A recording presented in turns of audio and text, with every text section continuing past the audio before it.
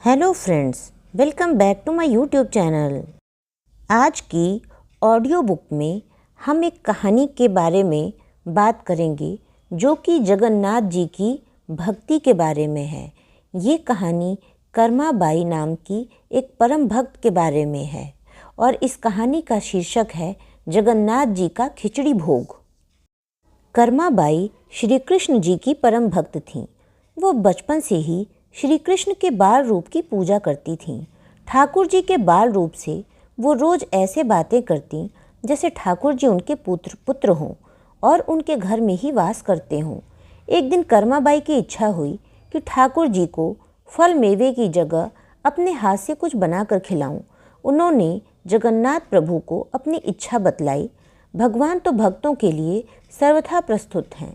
प्रभु जी बोले, माँ, जो भी बनाया हो वही खिला दो, बहुत भूख लगी है। कर्माबाई ने खिचड़ी बनाई थी। ठाकुर जी को खिचड़ी खाने को दे दी। प्रभु बड़े चाव से खिचड़ी खाने लगे और कर्माबाई ये सोचकर भगवान को पंखा झलने लगी कि कहीं गर्म खिचड़ी से मेरे ठाकुर जी का मुंह न जल जाए। संसार को अपने मुख में समाने वाले भगवान को कर्माबाई एक माता की तरह पंखा कर रही हैं और भगवान भक्त की भावना में भाव विभोर हो रहे हैं। भक्त वत्सल भगवान ने कहा, माँ, मुझे तो खिचड़ी बहुत अच्छी लगी। मेरे लिए आप रोज़ खिचड़ी ही पकाया करें, मैं तो यही आकर खाऊंगा। अब तो कर्माबाई जी रोज़ सुबह उठती और सबसे पहले खिचड़ी बनाती, बाकी सब कुछ बाद में करती थीं। भगवान भी सुबह सवेरे दौड़े आते ही कहते, माँ, जल्दी से मेरी प्रिय खिचड़ी लाओ। प्रतिदिन का यही क्रम बन गया। भगवान सुबह सुबह आते, भोग लगाते और फिर चले जाते। एक बार एक महात्मा कर्माबाई के पास आए। महात्मा ने उन्हें सुबह सुबह खिचड़ी बनाते देखा तो नाराज होकर कहा, माता जी, आप ये क्या कर रही हो? सबसे पहले नहा धोकर पूजा पाठ करना चाहिए, लेकिन आपको तो पेट की चिंता सताने लगती है। कर्माबाई बोली, क्या करूं महाराज जी, संसार जिस भगवान की पूजा अर्चना कर रहा होता है वही सुबह सुबह भूखे आ जाते हैं। उनके लिए ही तो सब काम छोड़कर पहले खिचड़ी बनाती हूँ। महात्मा ने सोचा कि शायद कर्माबाई की बुद्धि फिर गई है। ये तो ऐसे ही बोल रही हैं, ये ऐसे बोल रही हैं जैसे भगवान इनकी बनाई खिचड़ी के ही भूखे बैठे हों। महात्मा कर्माबाई को समझाने लगे, माता जी, तुम भगवान को अशुद्ध कर रही हो। सुबह स्नान के बाद पहले रसोई की सफाई करो, फिर भगवान के लिए भोग बनाओ।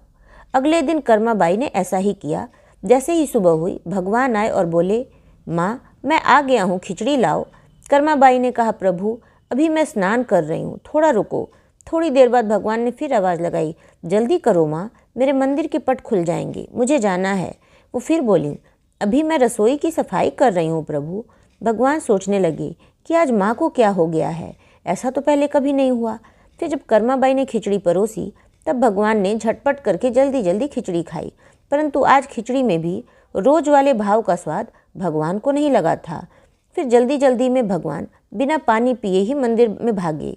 भगवान ने बाहर महात्मा को देखा तो समझ गए, अच्छा तो ये बात है, मेरी माँ को ये पट्टी इन्होंने पढ़ाई है। अब यहाँ ठाकुर जी के मंदिर के पुजारी ने जैसे ही मंदिर के पट खोले तो देखा भगवान के मुख पर खिचड़ी लगी हुई है।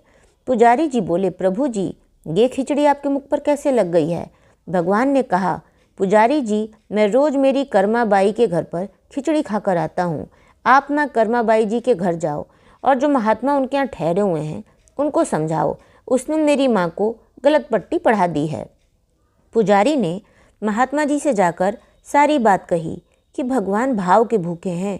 ये सुनकर महात्मा जी घबराए और तुरंत कर्माबाई के पास जाकर कहा, माता जी, माफ़ करो, ये नियत धर्म तो हम संतों के लिए है। आप तो जैसे पहले खिचड़ी बनाती हो वैसे ही बनाएं, आपके भाव से ही ठाकुर जी खिचड़ी खाते रहेंगे। फिर एक दिन आया जब कर्माबाई के प्राण छूट गए।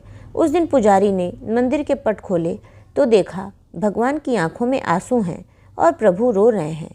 पुजारी ने रोने का कारण पूछा तो भगवान बोले, पुजारी जी, आज मेरी माँ कर्माबाई इस लोक को छोड़कर मेरे निज लोक को विदा हो गई हैं। अब मुझे कौन खिचड़ी बनाकर खिलाएगा? पुजारी जी ने कहा, प्रभु जी, आपकी माँ की कमी हम आपको महसूस नहीं होने देंगे। आज के बाद आपको सबसे पहले खिचड़ी का भोग ही लगेगा। इस तरह आज भी जगन्नाथ भगवान जी को खिचड़ी का भोग लगाया जाता है।